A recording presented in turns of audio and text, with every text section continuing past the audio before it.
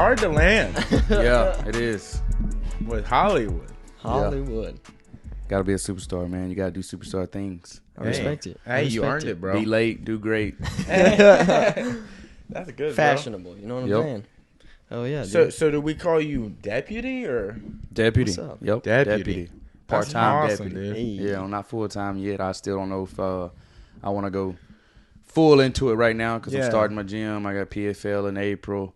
You know, the sheriff basically called me randomly. I didn't even know the sheriff. He's a new sheriff. The old sheriff of Clark County got fired. You know, doing some crazy under the table stuff. You know, they finally figured out, I guess. And governor asked this sheriff.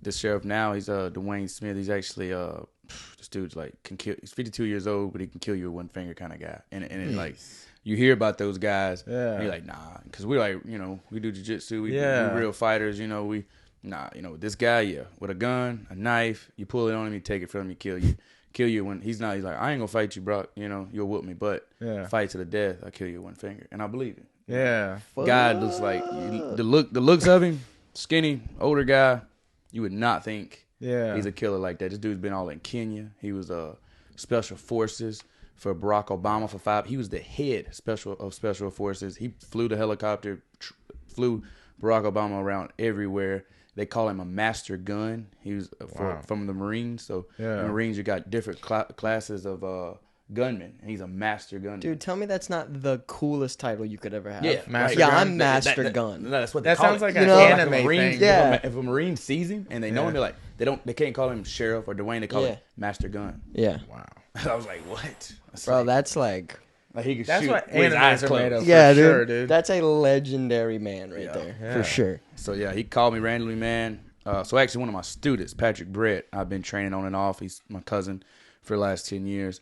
He's got a fight coming up, and we sparred a little bit. And he went to work that day with a black eye. And the sheriff's like, "Who put a black eye on you?" He's like, "Brok Weaver." He's like, "Brok Weaver lives back around here." He's like, "Well, yeah, you know, he's in McIntosh. He goes out of town. Yeah. The train for fights, but he comes back. You know, it was like, man, what's he doing right now for money?" It was like, well, you know, he's starting his own gym and stuff, but it ain't started yet. He's like, I can get him a gym. I can get all this in Jackson, and while he's up here, he can just go ahead and be part-time deputy and be my attack dog. Wow, you know, Oh, kind of like the yeah. sheriff's bodyguard. You know, Yeah. at the prison, and I transport and doing like little.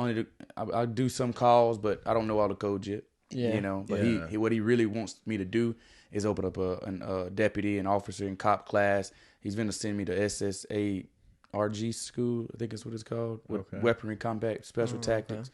And he wants to send me out there in North Carolina for about 6 weeks when I get time, of course. Which would probably be about in January. I'm thinking go out there for 4 weeks, get that training, absorb that, learn how to fight with guns and knives, and fuse my jiu-jitsu. What he wants to do is create the ultimate warriors. The dude's like, the dude thinks ultimate warrior. You know, so he's like, let's fuse your high level fighting, boxing, and jiu-jitsu with my level of combat tactics. And he's like, let's make monsters. You know, so I was like, Bro, you're going to be the new Walker, Texas Ranger. yeah, over here. for real. You know, I already got the dude. cowboy hat, you know, Real Chata world, Tuska, dude.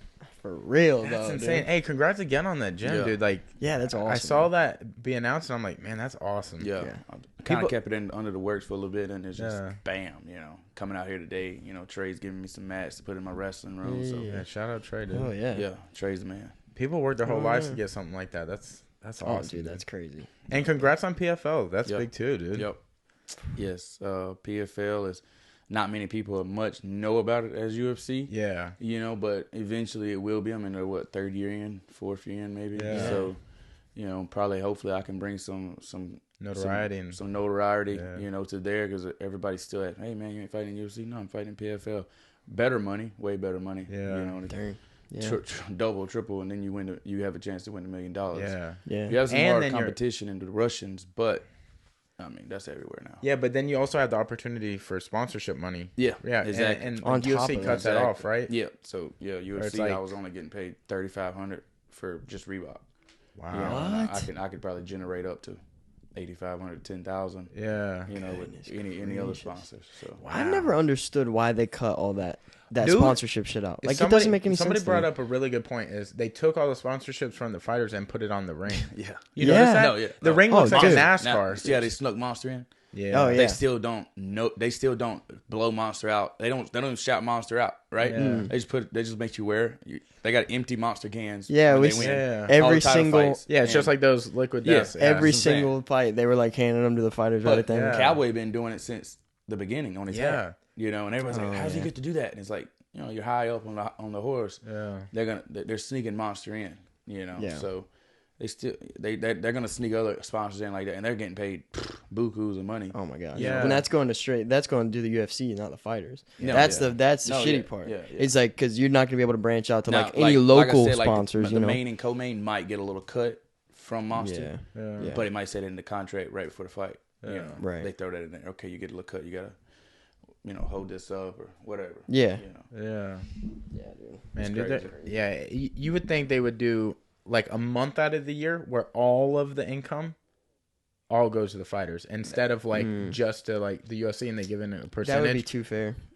Yeah. Every now and then, like it's not much, but I had 3 fights with the UFC, like randomly twice within my almost 2 years of being with them.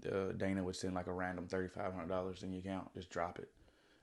Both those times hit me on like a very broke moment too. So I was like, "What the hell is this?" Yeah. He knows. He made a mistake. Yeah. Then I talked to some other fighters and they was like, "Yeah, we got it too." But then a lot of other fighters didn't get it. So it's like they're just picking random guys. I guess it's just like maybe I lost my fight, so he was trying to like motivate me. Throw that $3,500 in there and hey, spark you up, man. Dude, get your shit on tracks. You go to spend the money and he's like, "Hey, actually, we're gonna need that back." Yeah, I thought about that. I was like, "Well, you can't." Dude, when I was get that back, I was like 22 and $7,000 got dropped in my account one day, and I was like, dude. from my bank, and I was like, hey, I called my bank immediately. I was like, what's going on? Because I'm about to spend this money. Yeah. And they were like, don't spend that because that's our money. You so said, let us get new it back. car. And I was like, wow, I shouldn't have called. Funny story. Did y'all watch the fights the other night, the Island fights? Yeah, I watched some. We went to go actually in person. So, we were leaving downtown. We were like, dude, let's see if normally they're they're over still... at midnight. Yeah. We got there at like 10:30. It was over. Half the card dropped off. So last time they had 20 fights. This time they had 9. But we got to see highlights though. Yeah, nothing in person. I had a guy fight. His name's Ohio Davison. His real name's Kyle. But this kid like been training on and off with me last like 12 years. He hasn't fought since 9 years. The other night he took a 2-day notice fight at 170. This guy's a 45. And he said basically the guy he was fighting is like a killer. Like Dean, like he was his debut, but his guy Moosey. Oh he yeah, I Bo saw Nichols' that. training Yeah. partner. So I saw him a couple times at ATT, but didn't know. He's like covered in tattoos, right? No. This is like the Arab guy. I don't think he had no tattoos. He was tall, like 6'2". Had a real weird name. He fought like maybe like the 4th to the last fight against my guy Ohio. He won by guillotine. Okay. Well, he was a national champion boxer, 2-time All-American wrestler, and he trains for the last 4 years with Bo Nichols. What? Goodness gracious, dude. Yeah, so dude, and Bo's no slouch. No, he's not. And like, he's getting better too. He's he out-roused you the first fight and then knocked a guy. That knockout was crazy. But that setup, man, I trained with Mike Brown for the last 2.5 years. Like that's like muscle memory drill that we do every 7:30 Monday, Wednesday, and Friday, 7:30 p.m. in this class. We come in, we warm up, boom, and we throw some takedowns in, throw some takedowns back up, drill, and then we feint to take down overhand, feint to take down overhand, feint to take down hard overhand, like 3 times and he did it like to the T, perfect. It was messing Billy up, Because you don't want somebody like that taking you down. You never get up. No. Never. And the feints were good. The feints were good. He landed it twice, and then the last one just right on the button, Big shout out to Billy, taking the fight because nobody would take that fight. I mean, Billy's a gangster for that. He's a gangster. Billy's a gangster. I love Billy. He's gonna start training with me. He's gonna keep training with Trey and them, and I'm gonna try to help him out on the side. I respect him, man. He's not scared. He reminds me of me just taking fights with anybody at that level. Salt of the earth, dude. But 100%. Anyways. My guy Ohio, we was living in my camper. He was probably 18. I was probably 20, like 10 years ago. He was like broke, didn't know what he was gonna do. Like his bank account was like, literally we went to sleep that night. I think we were smoking weed, and he was like depressed. And we just like passed that. He's like, man, I don't know what I'm gonna do tomorrow. I gotta go find a job. I'm like negative 100 in my account, you know, like. Yeah. And I was gonna like let him borrow a little bit of money. I didn't have that much money. I was gonna let him borrow a little bit of money the next day. He knocks on my door like 5 o'clock in the morning. He's sleeping on my couch in the camper. He wakes me up. He's like, yo, we gotta go to the bank right now. I'm like, wow. He's like, bro, I woke up and I have $5,000 in my account. I don't know why. He's like, there's no we way that's real. Like, I gotta go get it out. Right. I can't believe it. I gotta go look at it right now and get it out. And we were like, all right. We drove to the bank. It was there. We took it out and we just balled out. Shit. What? You know what I mean? We just went straight to the mall, boom. Yeah. Bought me some clothes. We racked up on groceries. Damn, dude. We balled out for a month and then come to find out there was another Kyle Davidson in his bank that they actually that it was supposed to go to. Yeah, so did they make him cover it back? Made him pay every bit of it back. And it took him like 2 years because he slowly. I was about to say. Oh my god, dude! Yeah. That's the bank's fuck up. Yeah, that's what I don't get. They should be the ones in charge of that. Yeah, I didn't ask for this $5,000. Yeah. But I'm gonna use it. You if did you it. give it to me. Yeah, exactly. You did it. Jeez, dude. But hey, it was like crazy because you never know. God might have answered his but then he might have shown the right thing. Who knows? I don't know. It might have. The fact that they let him get it out, that was the right thing. I think. I was like, damn, dude. I probably would just took 1,000 when. So then I have to pay that much back. Yeah, just enough to get by. We took it a whole 5G. It's gonna be a good weekend, boys. Yeah, it was. Yeah. You know what? Things are changing. For Yeah. You know what? Damn, dude. I like this. So what's it like being a cop, man? Like, what's that? Did you do a ride along before you did anything? I've been with the sheriff. So Yeah. actually, the first day I come to he's like, meet me here Monday at the courthouse. I'm gonna get you sweared in and all that. Like, we ain't even gonna worry about academy. Like, like your name floats. Yeah. The radar a little Holds bit, weight. Yeah. So definitely in small town backcountry places, counties like that too. From where I'm from, it's actually Clark County is the next county, right next to me. So like they always say, don't be a cop in your own county. I'm a hero. Wow. I don't want to be a zero. I start arresting people. Like, my cousin this, my friend this, bro. You're gonna really take me to jail. You can let me slide. Like I ain't trying to deal with this. So Clark County, they know me, but I don't know them. So it's like, you ain't gonna get away with that. You messing up. Just do like I did. Never get caught. So I actually never been to jail, but there was plenty of times I should have been in jail growing up, being in the wrong time. Wrong place, wrong time. Wrong crowd too. Wrong crowd. Sometimes I was the wrong crowd. I was a big influencer too, on just partying too hard and just fighting. Starting with people. Maybe it's necessary. I didn't really bully people, but if I seen some violence going on and I was drunk or around my friends and the Moabs, we're hyped. We're getting in it. We're crazy. We're like, feed what's into that. up? Yeah, dude. It's like it's like a magnet. There's violence. Oh, we get drawn to it. I want to be closer to I'm that. gonna go over there and just because I know this one guy, I don't even know him that good. He's arguing with this guy I don't know at all. I'm gonna go just blindside that guy for no reason. So did you feel like you were attracted to fighting? Yeah. Like an energy, like just. Yes, but I wasn't good at it. Okay. What did you start? I started boxing at 12. Okay. Got my butt kicked a lot, but I worked harder than everybody. So I actually started training with my uncle. He's a cop, actually. Oh, wow. And he was 10-0 in pro boxing. He beat Roy Jones 6 times in amateur. Holy shit. Yeah. And Roy. You're breaking his heart. That's his favorite fighter of all time. But me and Roy but like Roy's, that, Roy's boys. But me and Roy like that because of my uncle. Yeah, gotcha.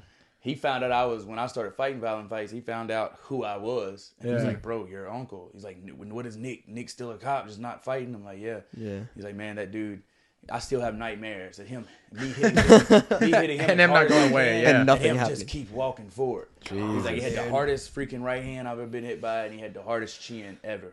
And Goodness gracious. so right when Roy was going to go to New York and get that big fight, my uncle got, and he's actually not even my uncle. He's actually my third cousin, but he was my stepdad's best friend. So he grew up like an uncle over him. We all called him uncle. So that title got through. I have a cousin that is like the same age as my dad, and we call him Uncle. Uncle Wayne. Yeah, exactly. But he feels like an uncle. But biologically, he's not. But he's Uncle Nick. No matter what. So he trained me hard, man, for about a year, and he was gonna make a comeback, and I think he was in like his mid-30s at this time, and I was like 12, and he started getting headaches, and they went and got some brain scans, and they told him, it's kind of we need to wrap it. We need to wrap it up. We gotta take care of something. Yeah, you gotta take care. So he, that he kind of shut down the gym. People stopped showing after that, and I just quit fighting, man. From like 13 to 15, I tried to play. I was pretty good at basketball. I was pretty good at football, but I was only good in the yard. Like when it was game time, I couldn't click. I was too small in basketball. I was too small in football. I graduated at 5'8", like 155 pounds, 150 pounds. I was small. Light boy. Now I'm 6 foot, 197. At 30 years old, but I literally did not hit a growth spurt to like 20. Yeah. You also put a lot of miles on your body to get it up to that weight. It's not like it happened overnight. No. Yeah, exactly. It's total transformation through hard work too. But yeah, man. He started me off, and then at 15, I was like, I'm done playing ball. I'm not getting a shot. I want to do something. I'm always fighting. So I was working out one day. I would actually fought one of my friends. He knocked me out. Weird story. He thought I was talking to his girl. Yeah. Wasn't. He caught me at the basketball court. We played ball. He got mad, but he used that and called me out. We squared up. I swung a couple times, missed him. He knocked me out. Caught me with a clean overhand right, like knocked me out. I woke up. Everybody's teasing me. Literally the next night, I'm at the gym like lifting weights. I'm gonna get this. I'm gonna get him back. Revenge. Yeah, that's that revenge workout. I have a pro fighter. It was a cousin. His name James Orso and Chuck Orso. They're brothers, and we called James Big O. And this dude was the first MOA fighter. He fought. He tried for the Ultimate Fighter. He fought Danny Arbati that was on the Koscheck season. Okay. On the Ultimate Fighter, knocked 6 of his teeth out on pay-per-view. He fought on the Bobby Lashley, Bob Sapp card. He was the featured fighter of the night. Shit. They fought at the Coliseum in Mississippi and beat Danny Arbati, knocked 6 of his teeth out, and then just retired, at like 33. With all, like, great timing, freaking huge dude, swole, good, solid blue belt on the ground, nice guillotine, IQ out this world, really good, sharp pro boxer. Everything he threw was hard. Yeah. Gas tank wasn't the best, but he had so much muscle on him. Yeah. He was in the gym and he saw me lifting weights, and of course, like I said, I didn't hit puberty yet. I'm like 15. He's like, "Why you lifting weight? I hear that you getting whooped out there. You didn't even hit puberty yet. You don't need to put on any muscle right now. You need to learn how to fight." Yeah. He's like, "Come in here." I come in there. He taught me a triangle armbar from guard. And I was like, "Whoa, that was tight." Yeah. And then he put the gloves on and like just about broke my rib. Did not go soft on me at all. Like dropped me and was like, "Get up," and just held me, for me a little bit. And then I was like, "Okay, I kind of like this." He drove me home. He drove me home that night. Dropped me off. As soon as I walk in my grandparents' house, I was living with at the time. My grandpa was usually watching WWE. He's a huge wrestling fan. Watches it all. Everything. I'm a big fan myself. Yeah, from Japanese wrestling to everything. He knows everybody. Chris Benoit was his favorite wrestler. Dude. So rest in peace, Chris Benoit. I grew up loving the Wolverine too. Dude, it sucks that he has such a bad rap now, but it's like that has been one of my all-time favorite wrestlers. Oh, yeah. But because of what happened, it's hard to. It's not even like I say that. I don't even want to sound crazy and savage that's the way he went out. Yeah. But I'm like, he wasn't a fake mean guy. He was a real Wolverine in real life. He was gnarly in and out of the ring. He snapped. He snapped and killed his family and killed himself. Like it like showed in his fights. Like did you ever watch The Dark Side of the Ring on him? There's I think it's Vice that does it. I might have heard something about that. Yeah. They go into depth on it, bro. You get chills, and I'm getting chills right now just talking about it. Like, dude, I heard it was just more than what it would. It'd been boiling down to that. Yeah. Yeah. But anyways, I walk in that night, and he, instead of, like I said, WWE, it might have even been a Monday night, I think, maybe. So Raw. Was probably on. Yeah. He was watching UFC, Chuck Liddell against Tito Ortiz. Wow. And like their old fight. And I was like, what is it? I sit down, I watch it, I see Chuck beat him, and I'm like, is this like destiny? Yeah. Like I just trained this stuff. And then now this, all right. So then I let that go, and the next day I'm going over to my cousin's house to play Yu-Gi-Oh. So I was like, Yu-Gi-Oh. I used to kill Yu-Gi-Oh, bro. I was like huge Yu-Gi-Oh. I was like the best. Like I could beat Yu-Gi probably and Kai, all of them. Oh wow. Dude. Yeah, I was like the GOAT, like strategizing and building decks, and I was in it hard. So I was going over to play a big tournament at my cousin's house, and when I walked in, they were playing the new UFC Undisputed game, or the first one, and I'm just like, hold on, what is this? You know, so I started playing. I'm like, how in 24 hours I learned how to do this? I see it on TV. Yeah. No, and then now I'm playing it the next night. It's almost like law of attraction. Yeah. Like, that's it's supposed to happen. Yeah. I got to start doing it. So then every day I made sure I was at the gym with my big cousin. He started training. He was getting ready for a fight. Ended up not having it. So then I found these guys in actually Jackson, where I'm building my gym now, and that's what I'm calling the Return to Jackson. Yeah. So it's not actually on the reservation. It's 20 miles north in Jackson, Alabama is where I got my gym. Okay. And it's actually where I first was in a gym called Team Storm. And it was a father and a son, Tracy and Sky Anderson. They were decent blue belts, black belts in Taekwondo. And I was coming with a little boxing background. So we mixed it up. And I probably fought 4.5 years with them. You know, had like a up and down amateur record. You know, I was basically getting guys off the reservation and making them go train with me just to be a body. Yeah. They didn't know nothing about make a fight. Yeah. Jiu-jitsu. I would tap them out with triangles, bringing them home, dropping them off, find somebody else, you know. Yeah. So I had all my cousins just You're going rotating everyone in the... You're like, hey, man, we don't like this, dude. Yeah. He's like, beating up all your homies. They were all quitting on me. They're like, bro, we used to go whoop you. Now you're choking us out and teach us how to fight. Now you're taking We don't like it. Yeah. Go back to the old Brok. Yeah. 1 week of whoop and drop. We can drop you now and now we're getting choked out. Yeah. You know? We can't go to the ground with you no more. Yeah, we don't exactly. like this. That's what they always try to do because it was bigger than me. Yeah. They always try to take me to the ground. So I'm like, I'm learning this triangle off my back, and I was just hitting. You know, when you first started jiu-jitsu, everybody loves triangle. Yeah. Triangle arm bar. That's the move. That's the move. That's still Trey's move. That's still Trey's move. That's what I'm saying. You go back to the basics. Go back to the triangle. Trey will. I hardly ever get choked out with a triangle by the highest of grapplers, but Trey gets me in it every freaking time. Trey's something special. He is, man. He's got a triangle out this world. But yeah, man, that's how I started. And then I eventually moved to Port City because, like I said, I couldn't get no steady training. And that's partners. Mobile, right? That was Mobile. Okay. And they already had a squad. Blake Singley, of course, you know, my boxing coach now. Man's got hands. And see, I walked in there, amateur, probably 7-5 record. I think I just fought for Island Fights a couple times, undefeated in Island Fights, had a belt, or getting ready to fight for my first belt in Island Fights. And this is back in like Island Fights 10. You know, I think I come in at like Island Fights 8 or 7 or something. It's like Island Fights 10.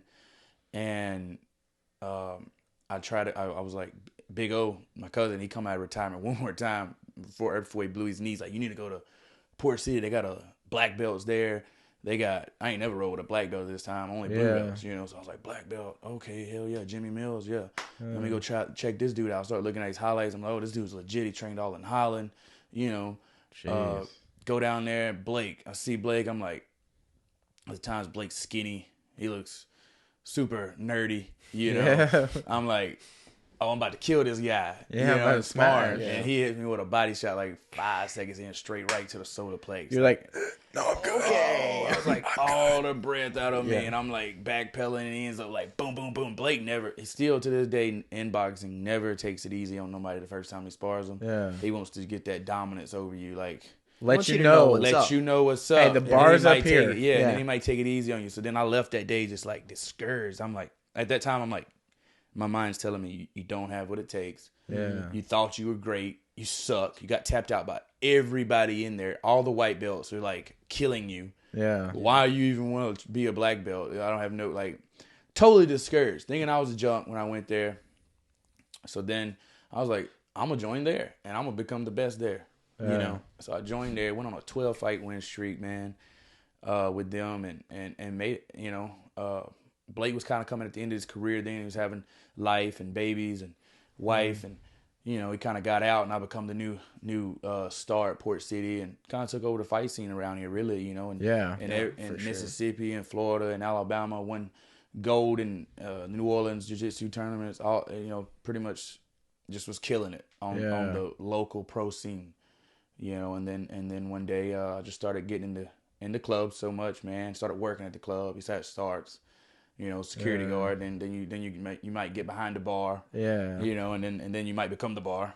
And then you might start drinking the bar. Yeah, dude. And so that's how it started with me. And partying was just, training went from 6 days a week, 12-fight win streak to maybe 3 or 4 days a week. Very, not even feeling like being there. Yeah.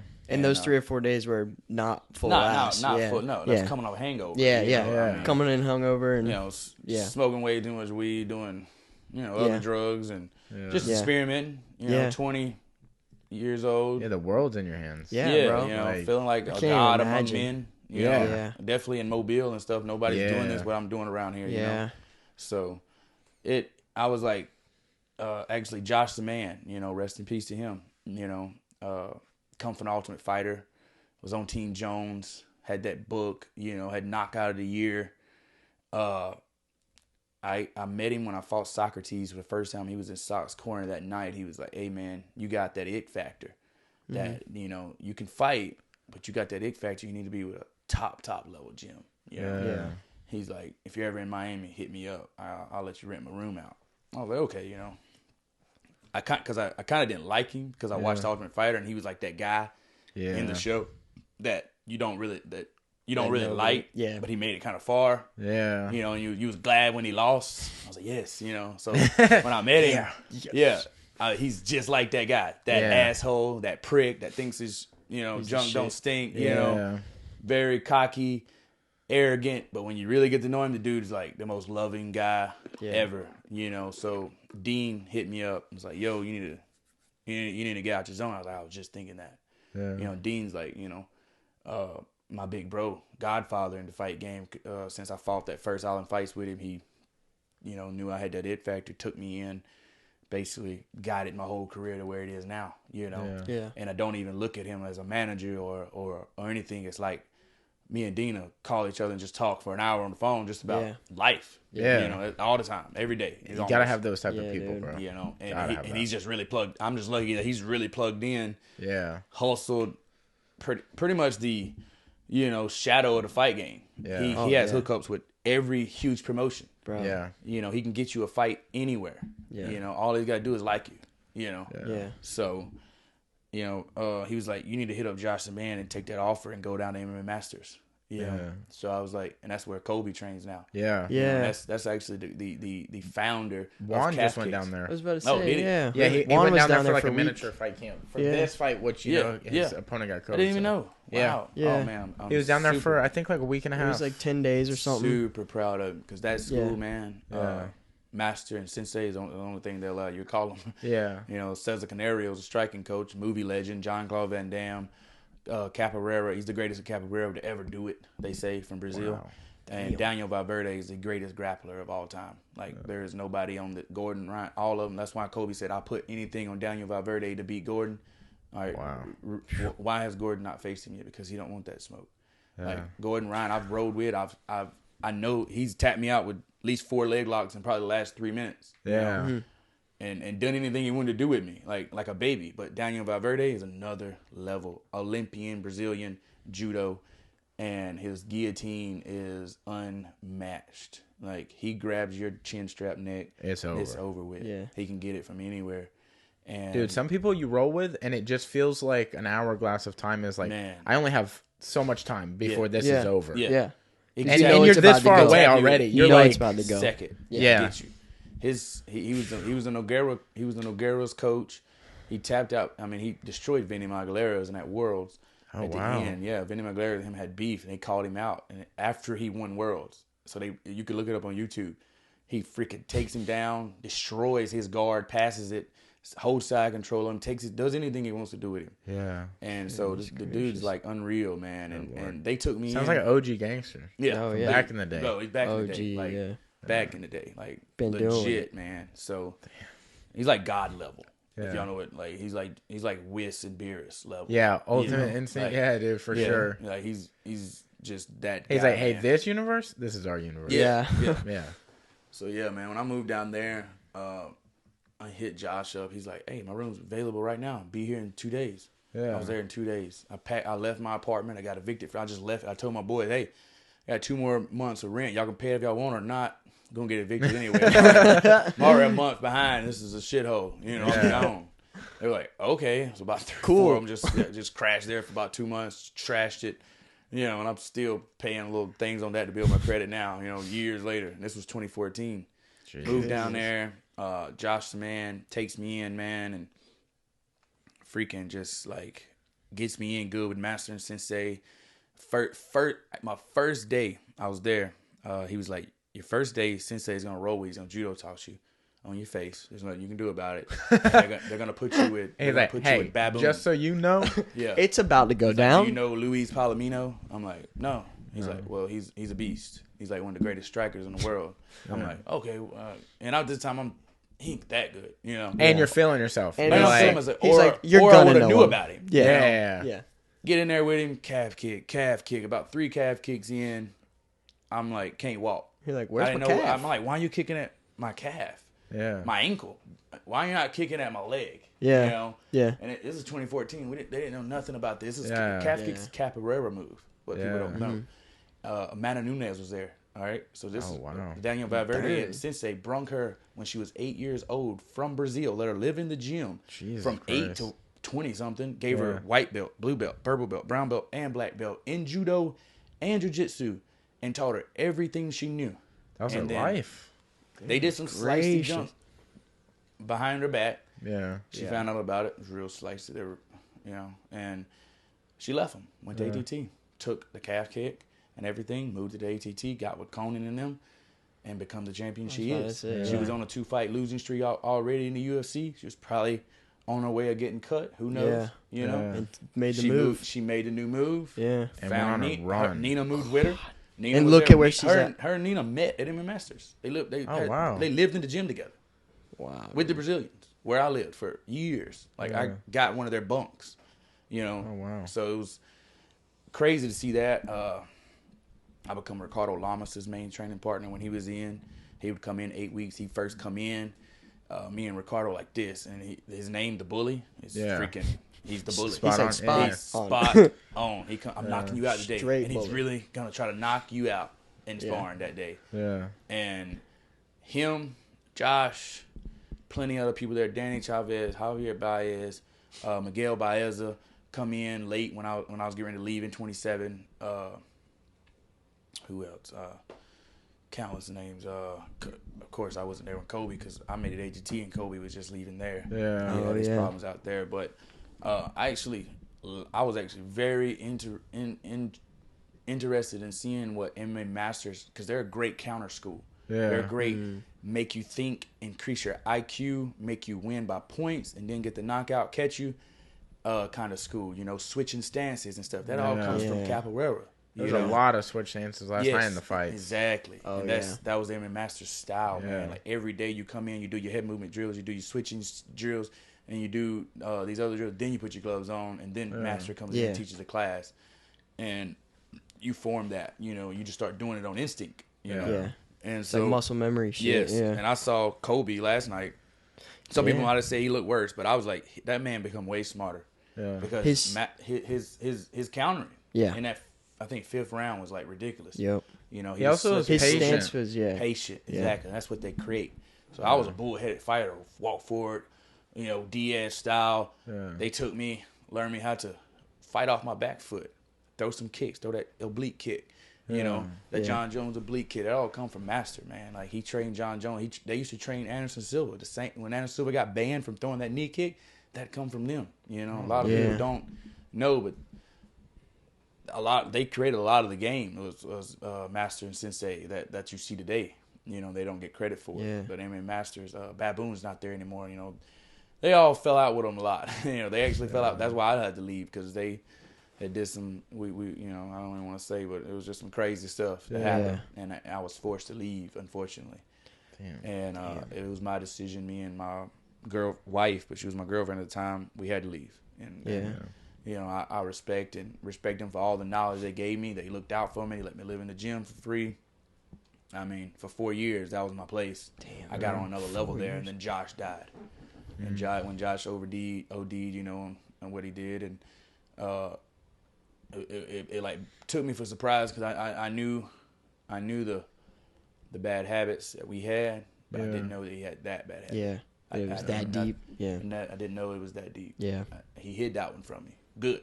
Yeah. I lived That's with him. wild, dude. That's crazy. For 2 years, I lived with him, and I did not know that at all. It's crazy how Like, well people can hide that if they dude, really I'm glad want he hid it, to, because dude. maybe if he didn't, You would have thought it. I would have thought about it. Yeah, that would have been like Because he was a guy in my, you know, I was looking up to him. Yeah, mentor type. A mentor. Everything he was doing, I wanted to do, and it was kind of like that, you know.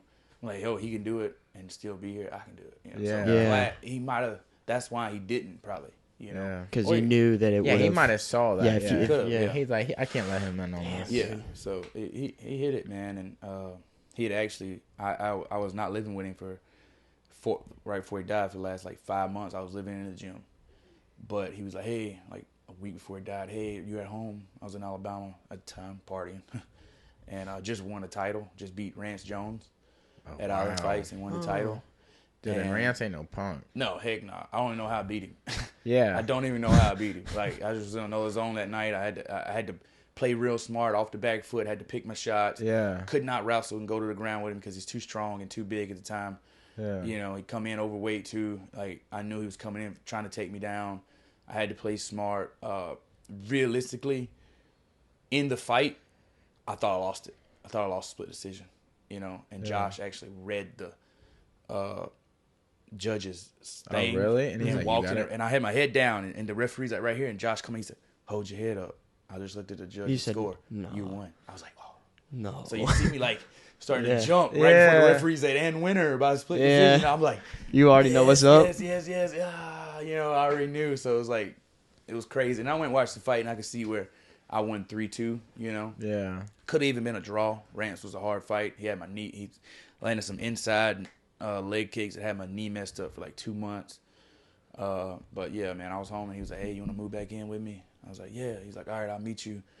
We used to always go out to the Hard Rock and gamble, play blackjack. You know, it was like a tradition. He's like, wear your headdress or your Tom Brady helmet. And we would like go in there and I'd put like, we wear some crazy stuff at 2:00 in the morning. Win $6,000 on blackjack or lose $6,000. Yeah. You know? It's very easy to do either. Yeah, for sure. Easy to do either way. So it was like I was like his Indian lucky charm. You know? Yeah. He's like, please come with me. I'm gonna start camp Monday. I got one more UFC fight. You know.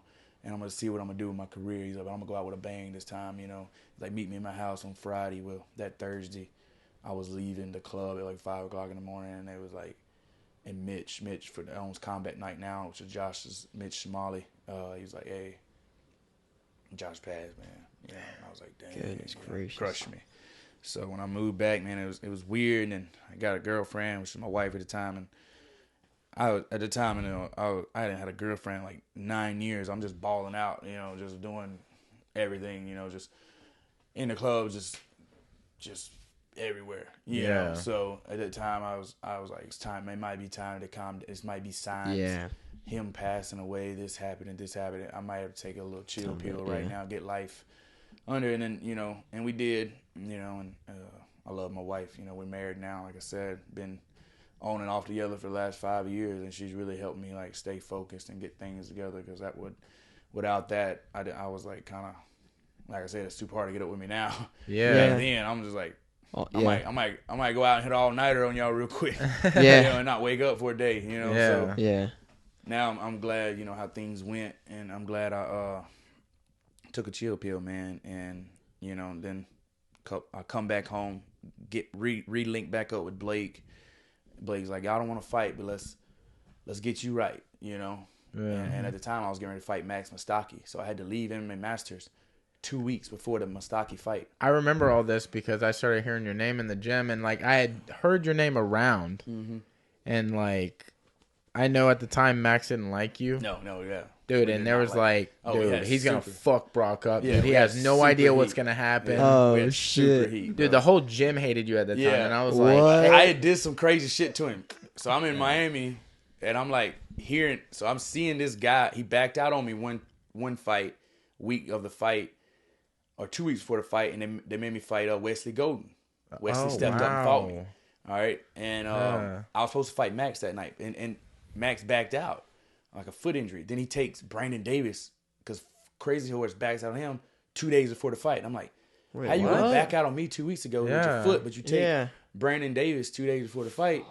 So I'm like, that made me kind of mad. But I let it go. I had Wesley Golden to look forward to, you know. And he was a hard fight. I thought I was gonna run through him. Yeah. He showed up. Him and Trey had a great game plan. He wrestled me against the rope. I split decisioned him. You know. Yeah. It was a good fight. He surprised me. And me and Wesley, we train ATT sometimes now, and you know we're real cool. Yeah, Wesley's unnassuming. Like, yeah, you wouldn't think he's as tough. You never know until you fight him. I remember I started rolling with him when I was a white belt. I hadn't got my blue belt yet, and I was like, holy shit, this dude's tough. Yeah. Like, he's strong too. Yeah. You know? So that happened, and then I saw how much junk Max was talking to Brandon Davis and how it like built the fight up, and they had like a great fight. Yeah. You know, it was like boom, you know, one of the greatest fights Allen fights. So I was like, I gotta fight this dude. Like, what am I gonna? So I'm like writing him on Facebook, tagging his name and stuff, like commenting on stuff, blowing on Allen fights, just trying to like get him to spark up at me. Let's talk some junk, bro. Yeah. Let's Conor McGregor, Nate Diaz. Yeah, let's do it. If we're going to do it, let's do it, right? Go, you know, and he wasn't replying back to me. He wasn't saying nothing. And that's what I was eating me inside. I'm like, why is he? You're like, I started making it worse. You're like, something like it or something. Like my comment or something, man. Like you know, and he wouldn't. So I was like, I told my wife, was it girlfriend at the time, I'm like, I'm about to say some off-wall shit. Don't get mad. You know, so I like you're preparing her for what's about to go down. You're like, it might look bad. Hey, just stay offline for a while. Might look bad. So I just like wrote a random Facebook post. I'm like, and tagged him in it. It's like, what do I got to do? Get with your wife. Yeah. You know. And I did not know. Me and Max are real cool now. Yeah. You know, real cool.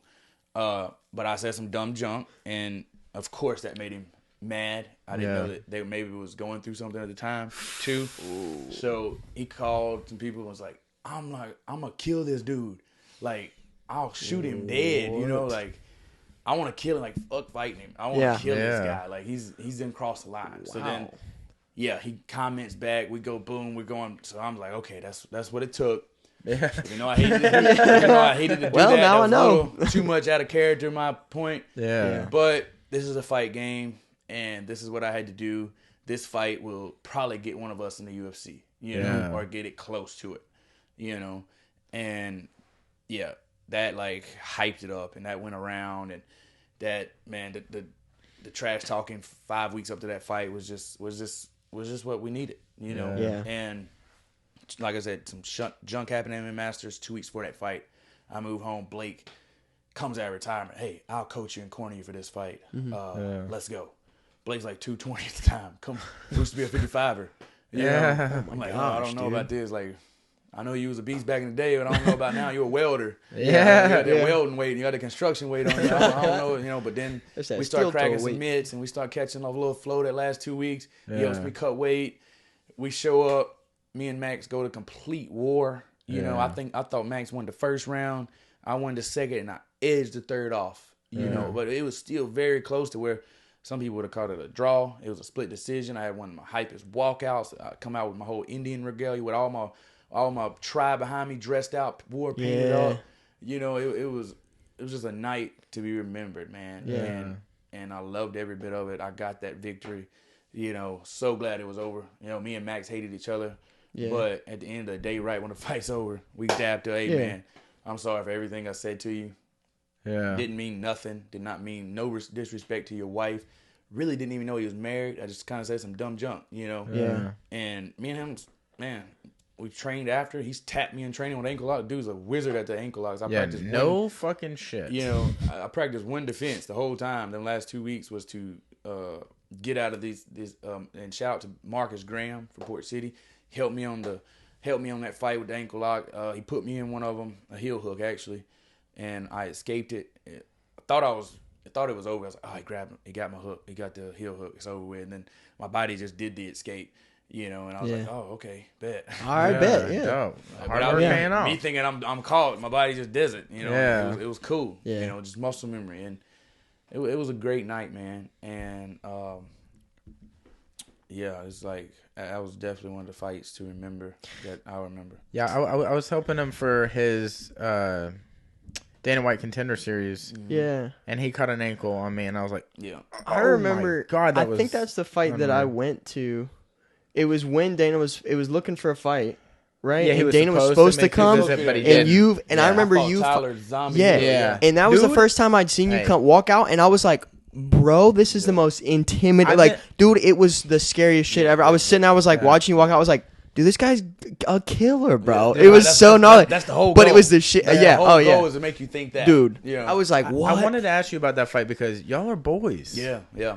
Like how that'd be like me So we're fighting like him. real, we're real boys Oh, now. yeah. Alright? Oh, So okay, at the cool. time when we fought, Yeah. we were boys, but we were Training also partners, right? rivals in the gym. Yeah. So it was like just like a Goku Vegeta. Like, Yeah. Vegeta don't really like Goku, Yeah. but he stays respects around him Yeah. and trains with him to get better. Yeah. But he tries to kill him in training. So Tyler's one of those kind of guys in training when you sparring, he gonna try to knock you out with a knee in sparring. Yeah. He gonna try to knock you out. He's like a Ricardo Lamas, just bigger.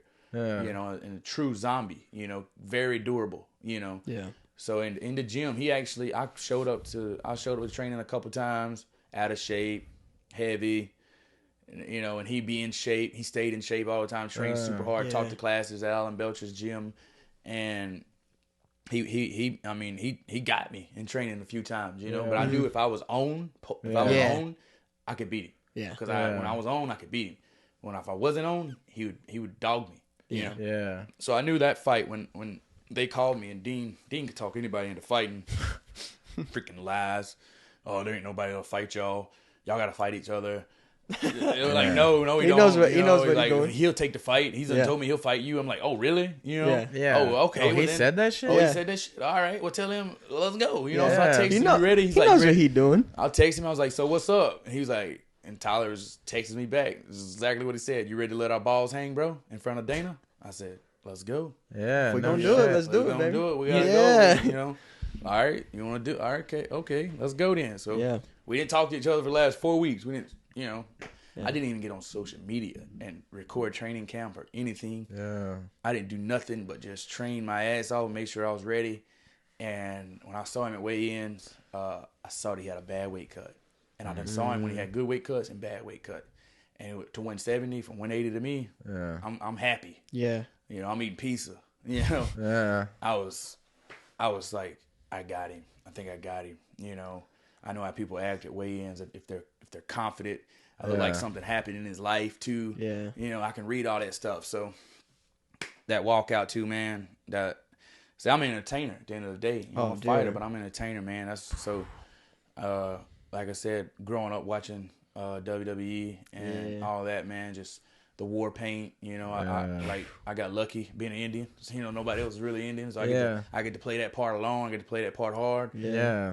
So that fight, man, that's one of my favorite fights. That was one of my best performances, I think, too. Yeah, you were on that night. Dude, I was on that night. I was ringside and I was watching. I was just outside the barrier and I was like, "Good Dude, it was Lord, so dude. gnarly, man. I felt like everything was in slow motion. Like everything he threw was in slow motion. Yeah. And when I rewatched it, I was like, God, dog, I look so like. And then when I got into UFC, like Dean and everybody was like, we got to bring that Brok back, the one in the Tyler Hill fight. Yeah. And I was You like, had what did I do? Yeah, how do I get there? I just walked. Yeah. Yeah. I was like, I just walked forward. So What in the was UFC different? fights, instead of being smart and playing with an IQ, I tried to bring that Brok back too much. Yeah. And I was getting hit too much in the UFC. I feel like I was like, I'm just gonna click. It's gonna click. Maybe I gotta get hit. It's gonna click. Yeah. And then I'm rocked like Jalen Turner that fought Max and beat my ass. But I didn't start catching on till I didn't start getting in the groove to like middle of the second. Yeah. By then I have a headache and a concussion from getting dropped twice already. Yeah. My chin was weaker and then I got caught. But I was trying to bring that guy back. Yeah. That in the contender I kind of felt it too. Not as much as the Tyler fight, but I was like, I almost had it. It was just like an ultra instinct. So you were trying to go back from the MMA Masters stuff where they teach you to fight on the back foot pretty much and like defense type stuff. Yeah. Be smart. So you were going back on I that. was trying to. Yeah. But I was also wanting to go Yeah. forward and be that bull that Yeah. I was in the Tyler Hill fight, and it just it didn't click. Yeah. Dude, some nights you click, man, and most nights you don't. Dude, you gotta fight. You gotta fight no matter what. This is Yeah. one thing that I talk to him about a lot is like sometimes I'll wake up in the morning and for no reason I just don't feel good. Like something will just be off, you know what I'm Yeah. saying? Like either like just stomach or whatever. Yeah. And I think about you guys having to get up and train either every day, Yeah. even though you feel like that, or I can't even imagine going into a fight Yeah. being like, You can't think about it. my like stomach or my head ain't right. You know what I'm saying? Like I couldn't even imagine some of that stuff, dude. It's like the worst thing you can say is like, screw it, I'm gonna just go in here and fight. Yeah. You know, I've learned now these last 2 years being with ATT. Conan has helped me, and Steve Bruno and Mike Brown and them has kind of calmed me down to where, hey, if our arms are feeling heavy, let's step back. Even training with Dustin Poirier for the last Conor fight, the last 6 weeks, you know, he taught me a lot about if your arms is heavy at the beginning of the round, you're not feeling it, you're feeling tired, your stomach's hurting, you're too nervous. Step back and play some defense, some blocks, and roll, and get that first round out of the way. Get comfortable. The hardest, dude. First Gotta round, get that the hardest win. round. Get that win out. You know, boom, and then start playing some offense. The best defense. I've always said in football, basketball, the best defense is what? The best offense. That's even in fighting. It's just it don't just go, oh, I'm not feeling it tonight, I'm gonna just go out there and fight my ass off anyway. And whatever happens, and I'm gonna try to win 50 G's. No. And I was so wanting that 50 G's so much too that I wanted to feed into the crowd when there was no. And I'm a crowd pleaser. And at the UFC there was no crowd. You know, I got put in the UFC at the worst time. You know, when COVID hit, there was nobody in there with black masks, and they don't say shit. They just they don't even let you go to the bathroom. They don't say shit. They don't say shit. It's just they got a black mask on or a black suit, and they're just looking at you and you walking out. I'm like trying to get hype. Shit, and I'm there's looking at 4 people. Get in the ring and hurry up and cut your music off. Dude. Like, this ain't fun. You know, and I was just like, fuck it. I'm gonna just win this 30 and 50, and then my bank account's gonna be good. And then I'm gonna be able to think and set some smarter fights up, not have to take these late notice fights. You feel me? And cut all this weight. It just I should have just played defense a little better. I should have just thought a little more. I should have never ever said, screw it, let's just bang. No. It's at that level I learned the hard way. You can't just say that. You know, you let those wars create themselves. But if you can avoid the war, avoid it. Pick this guy apart. Get hit as less as possible. Dude, how many times I've been around Blake as he's like coaching somebody and he's like, you don't look for the knockout. That's how you that's how you fight. Get knocked out. You fight. You set things up. The knockout will come if it's going to come. If it's going to come, it's going to come. And Blake helped me with that. But Blake didn't get to be with me but one UFC fight. Jesus. He was working. And he's I took a genius. him. I took him on late notice.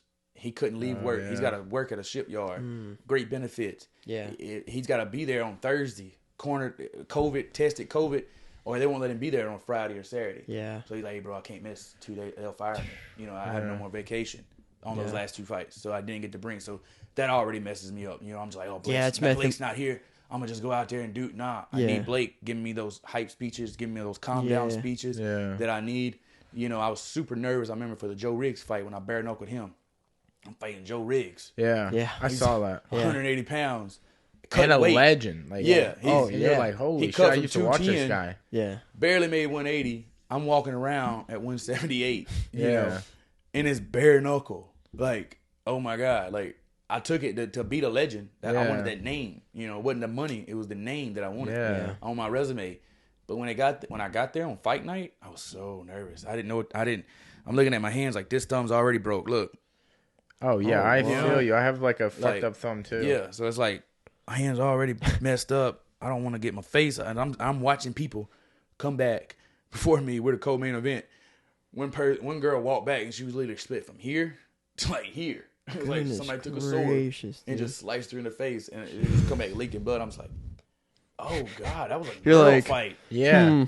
I'm getting ready to fight a dude that's huge. You're like, you know what? My stomach isn't feeling good. Man, I was so nervous, but Blake took me in. He knew it. He's like, you're nervous as hell. We gotta get out of this. You know? And in the 4th round, Joe hurt me with a body shot at the end of the 3rd. Like literally at the end, he hit me with a hard body shot. Then the bell rang. I sit down and I was like, Blake, I can't breathe. I don't know if I could go back out there. My mind was telling me to quit. You know? And Blake was like, screw that, nigga.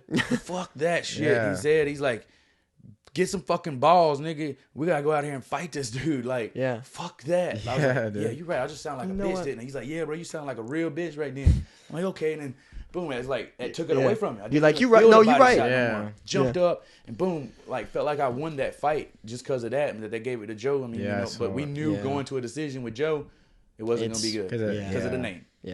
I didn't have a name at all then, you know. So, yeah, man, Blake, you know, and no excuses. Like I said, no excuses, man.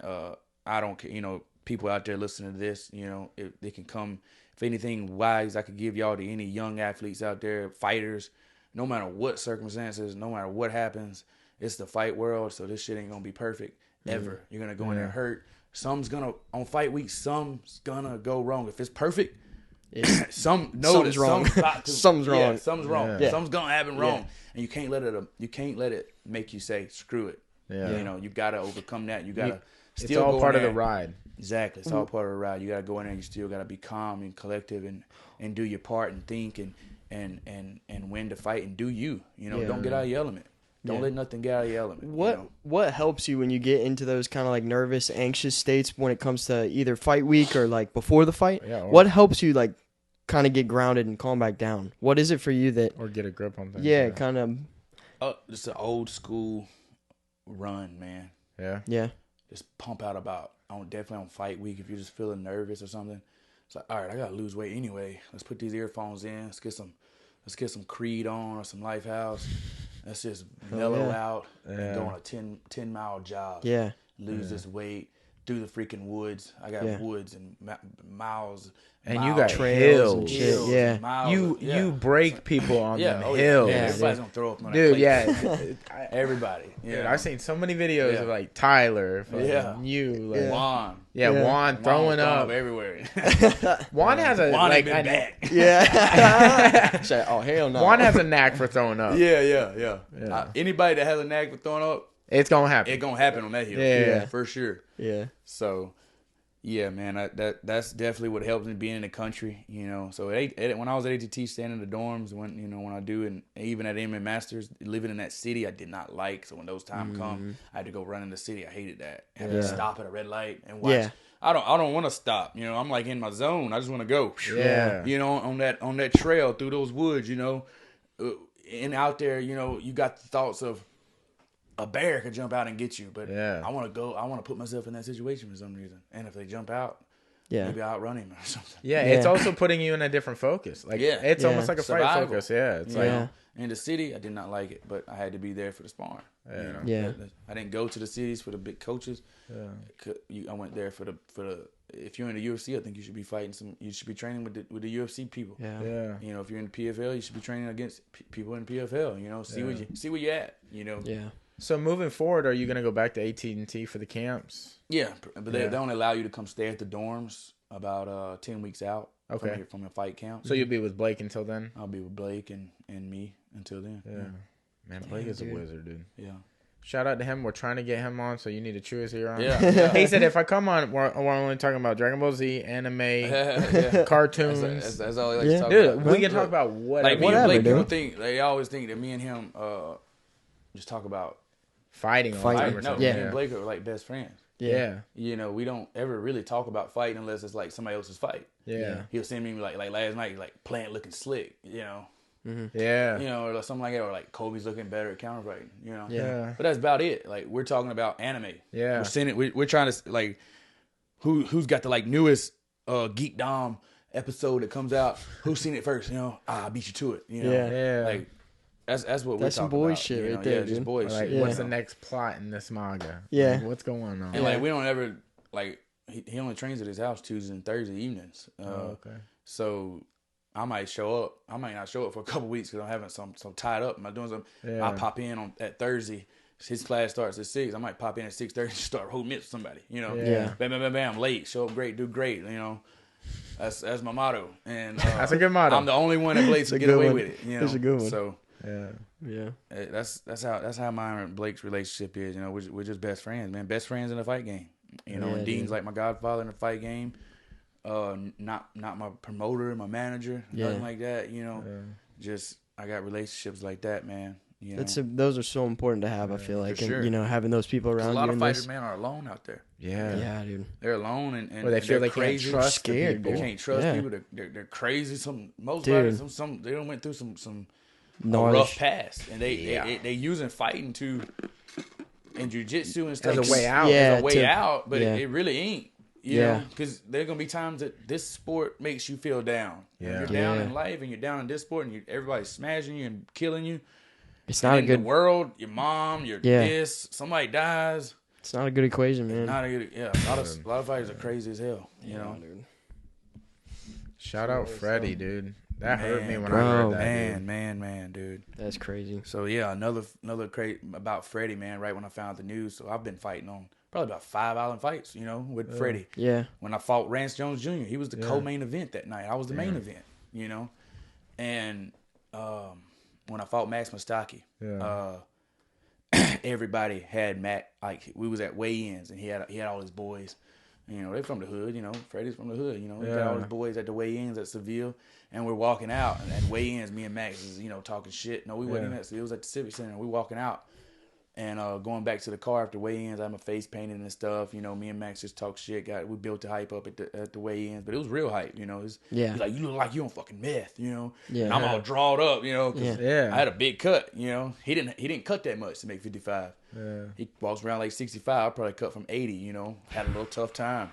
Like you look, we're talking shit, blah blah blah. We get out, and all Freddie's boys are like, yeah, we got the white boy Mad Max, you know. And Freddie's like, nah, y'all tripping. He's like, I bet y'all. He's like, I know this dude. Yeah. Like he coming to train with us. He like, this dude's been on the same. You know this dude. This dude's been on the same cars with me. Like, nah, we watched that dude fight Brandon. That nigga went hard. Yeah. Like they was building that hype from that last fight, and Freddie was like, nah. And then after me and Max fought, I was back in the same parking lot, getting ready to leave, walking to my car. Next thing I know, I see them same dudes with Freddie walking up. Like, yo. Freddie, like, I told y'all, you know, I told y'all this is my dude, you know? Yeah. And, man, that's all I've been thinking about since then. And see, I didn't know that Freddie had and I have a guy that I coached for about a year, and I sent him to Roy Jones, and he become good friends with Freddie. Yeah. And he said Freddie had been battling, you know? Yeah. I've been battling for the last, year or two. Tough, dude. God, man. And we got close with him. I didn't even know. That's what like you're talking. Because I don't train. You don't. Well, and people don't talk like they don't. It's not an open I thing. knew he hadn't been fighting. Yeah. And he was undefeated. I know. Me and him talked a long time ago. He was having problems with his elbow, and they kept trying to fix it and couldn't find a fix. Yeah. So every time he'd come into the store, we'd chop it up about injuries and whatnot, and I didn't see him fight again after people that. Get on them pain pills, and it just escalates. And we talked about this yesterday, man. Like every time I went to Roy Jones, it was one person. Usually I walk in because we do like privates with my wife or something. Yeah. And I was bringing my wife down to train one of his girls, and walk in, and Freddie I think was living at the house on his farm, so it's like his fighter house. But Freddie being there hitting the bag, just by himself. Yeah. We just chop it up a little bit, man, and always at the fights, and then that time at the Max fight, it's just rest in peace, rough, man. Yeah, dude. You never know what people are going through. Yeah, bro. It's crazy, man. Yeah, we just talked about that yesterday. About like I think more dudes go through shit than people realize. Because I think all men compartmentalize and bottle up. You know, so it's like for us to talk about anything like that, you either got to be super close, or we have to be in a position where it's like, okay, I need to get this out. And you're being vulnerable because you're being supposed vulnerable. to be tough. So you run it's the risk it's of the hardest thinking thing you're to be. a bitch. It's the hardest thing to be. I do it a lot, bro. I do it a lot. It's so hard, man. Well, you can talk to us anytime, bro. Yeah, dude. Sure. You know we're here for sure. So, hell yeah, bro. Is there anything you want to shout out before we get out of here? Like anything coming up or? I mean, yeah. Shout out. I'm gonna eventually make a fan page or a gym page for my new gym, Brok Weaver's boxing and Big J Jiu-Jitsu. So another thing about my gym started, I'm actually co-owning with a previous gym that was there. It was called Big J Jiu-Jitsu. Big J, he just passed away 5 months ago. Rest in peace again to Big J. He had some heart issues, man. He was a big guy, and he passed away due to a heart attack, I think in his sleep about 5 or 6 months ago, man. And his gym, his wife and them have been trying to keep it going, and it was kind of not, it's just they lost their instructor. Yeah. They lost their foundation, and people stopped. And then Corona, didn't help either. Oh, my gosh, dude. So they were about to close, and the sheriff kind of hooked me up with them, and I'd already knew them because I'd already sent some of my kids while I've been out of town. Some of my amateur fighters to Big J to help with their jiu-jitsu. Big J's a black belt under Lord Irvin. He was very affiliated with Lord Irvin. Like he got him to come down in Jackson, do a seminar and everything. So there, he was a white belt all the way to black belt under Lord. So he's legit. Yeah, shit. He was a big guy. Dame's real big guy, but hey, like I said, you never know what people are going through, man. And he passed away, and we're gonna use my name, So instead of saying BJJ and it standing for Brazilian Jiu-Jitsu, because it says Brok Weaver's Boxing and BJJ, but the BJJ is Big J Jiu-Jitsu in remembrance of Big J. Yeah, that's awesome. And I love y'all that's paying sick. honor like that. Yeah. And so what I'm wanting to do with this gym is take this gym and its LLC of Brok Weaver in Boxing and throw it on reservations around the United States and Canada. I have plenty of seminars are wanting to happen, but no gyms on the reservations. Young native amateur fighters hit me up daily. Hey man, I want to train with you. Hey man, I want to train. So I want to take this and see where it goes. And like an ATT, they got 30 something locations. Yeah. I want 30 locations of this on poor rundown reservations. Find some instructors there, teach them the basics, keep it running. At least be out there at every one of them once, maybe twice a month to keep it going and run some seminars. Yeah, man, that'd be amazing for the culture. So that would be sick. With this gym, that's my all-time goal. Yeah. But right now we're gonna see what the start of this one, because it's a backwoods country place, but it's populated pretty good. If you got a Walmart in your town, you can make some stuff happen. Yeah. Everybody's gotta go to Walmart, Yeah, right. and it's right beside Walmart. So, Hell yeah. Hey. Dude, I've been to some towns where it's just a Walmart. Yeah. Oh, yeah. And it's built around that. Yeah. Oh, I'm yeah. Like, if you got a They Wally branch World, from though, Walmart. you can make some stuff happen. Yeah. And they just got a Taco Bell. So, hey, What, dude? stores. The place is stepping up. Hell yeah. So Yeah, I'm right. hoping, to not be one of the only top 3 Native Americans out there doing something in the MMA world. Yeah. I want another MMA champion make it to the UFC or something, native background. Not even native background. I want to do it all, but that's my goal too. Is to take this gym and bring another Chata Tuska out. Yeah. So that'd be awesome, dude. Also, big shout out to AMF, Kobe Bridges, and they always moving forward. Me and this guy's been in works for the last 2.5 years, help build each other and build each other's brand, man. He's got some of the dopest gear out. Him and Addictive and Sports that actually does the printing and stuff. They made my banner. They made pretty much my last walkout shorts and shirts and Combat Edge with Mark and them. So big shout out to AMF. They're actually gonna be the clothing brand for my gym. So when everybody signs up, they get 2 free shirts. They got to pay for the rest, but they got to wear, when you step on the mats, it's got to be that shirt on with that logo. Yeah. Eventually get some gis in when everything starts coming in, the AMF gis. You got the fight shorts coming too. Yeah, I saw those. Those look sick. Yeah, they look sick. That's what I'm saying, So I'm trying to, like MMA Masters. Yeah. When you walk in MMA Masters, they give you 2 free shirts, and you buy the rest, but you cannot get on that mat without having a master shirt. Yeah. You can't wear just a regular rash guard. Everybody's got to have a master, and I like that. Yeah. That was structure. That was it's a unity thing. A real team. So some people might get salty because they got the cool rash guards and they got the cool other stuff, but if you want to be part of this team, come in. I'm gonna give you 2 free shirts, man. Yeah. Wash them as much as you got, or let's get some more, or what. Yeah. But I wanted to make it a unity. Yeah. I want to make it something legit and that stands out. Yeah. So flashy. I already know I'm an entertainer, so I gotta be flashy. Hey. I gotta be different. So big shout out to that, man. That's awesome. You want to shout out any sponsors or anything else? Big shout out to my dentist, man. She got my grill looking nice. She just cleaned my teeth, other Milestone and Dentistry, and Miss Miriam down there in Daphne with Mako Tech mouth guards. Trying to Custom get one mouth myself. guards. Yeah, they're the best, man. Yeah. She make them so you go in, boom, she gets your teeth you can stay right there, and it'll take about 30, 45 minutes to have your mouthpiece right there. You ain't got to wait to get it shipped or be the wrong size or nothing. Yeah. She's going to keep testing it right there and make sure it's perfect. If it's not perfect, hey, we're going to go mold it again, make another one. Bam. Yeah. Put whatever you want on it. You know? I hear nothing but good things about them. Yeah. Oh yeah. Yeah, they're real nice, man. Yeah. Also, Glaxton. They're my supplement company. They're the new they're so new they don't even have protein shakes. Yeah. They're like everything we got's got protein in it. So it's like you can't go buy some whey protein. You know, you got your 3 different kind of BCAAs. You got your alphas for your anti-estrogen, testosterone replacements, and it's all legal. You know, you got your thermogenics. You got everything. It's like they got some like real deal super scientists behind this stuff, man. It's always super, like I said, super flashy. So it's right with me. Yeah, I see that. Super flashy, super. Everything's labeled good. The flavor. I told them since I got with them, hey, it's all about the flavor.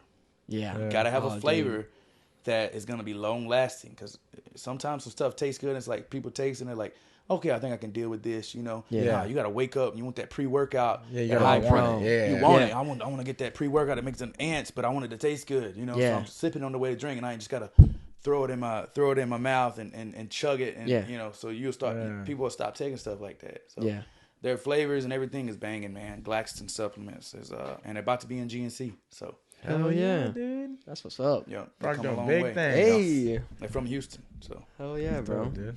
Well, dude, thank you so much for coming and hanging out, man. Can't appreciate it enough, man. Yeah, dude, About time, seriously. like I said. Yeah. Seriously, man. Yep. It's been a long time coming, so Yeah. I'm stoked you got to come hang out with us for sure, dude. Sure. But hell yeah, I think we're gonna get up out of here, guys. Thank you guys for watching. Thank you guys for listening. We're getting the fuck up out of here. We love you. Yee!